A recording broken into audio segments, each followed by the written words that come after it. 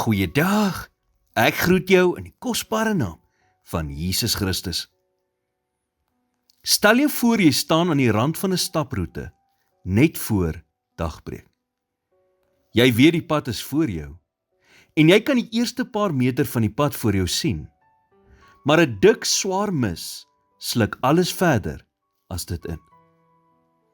Elke tree wat jy vorentoe gee, vertrou jy dat die volgende deel van die pad daar sal wees. Al is die eindbestemming heeltemal versteek. Soms voel ons so, wanneer daar groot veranderinge in ons lewens plaasvind. Of jy nou iemand is, wat sopas jou graad gekry het, en onseker is oor die toekoms, 'n ouer wat sy kind die huis verlaat het, of 'n professionele persoon is, wat wegstap uit 'n langtermynloopbaan. Groot veranderinge kan 'n mens laat voel, asof jy deur daardie oggend misloop. Dit is daardie ongemaklike spasie, waarin jy jouself bevind, tussen dit wat was, en dit wat sal wees. Ons vind dikwels onsself op soek na 'n kaart, wat vir ons elke stap van die pad sal wys. Maar vra jouself af, as jy 'n kaart gehad het wat vir jou elke stap van die pad wys, sou jy dan enige geloof nodig gehad het? 'n Lewe van geloof is selde 'n geteerde pad met duidelike kennisgewings. Dit is eerder 'n uitnodiging om vorentoe te beweeg ten spyte van die feit dat jy nie die hele pad kan sien nie.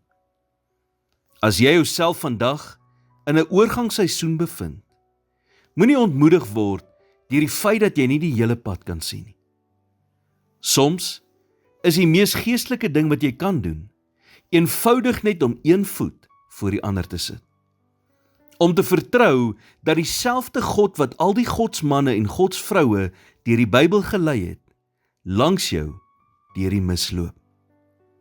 Die Bybel sê in Hebreërs 13 vers 8, Jesus Christus is gister en vandag dieselfde en tot in ewigheid. Hy is ons anker in onsekere tye, want hy is dieselfde in die goeie, sowel as in die slegte tye. Of jy nou in 'n seisoen van wag, of 'n tydperk is waar jy voel jy gaan nie vorentoe nie, bly verwagtend. God is altyd in staat om jou lewe in 'n oomblik te verander. En ons taak is eenvoudig om gereed te wees en om in geloof te reageer, wanneer hy sê dis tyd om daardie volgende stap in die onbekende te neem. Here, ek weet nie wat voor lê nie, maar ek weet, U weet.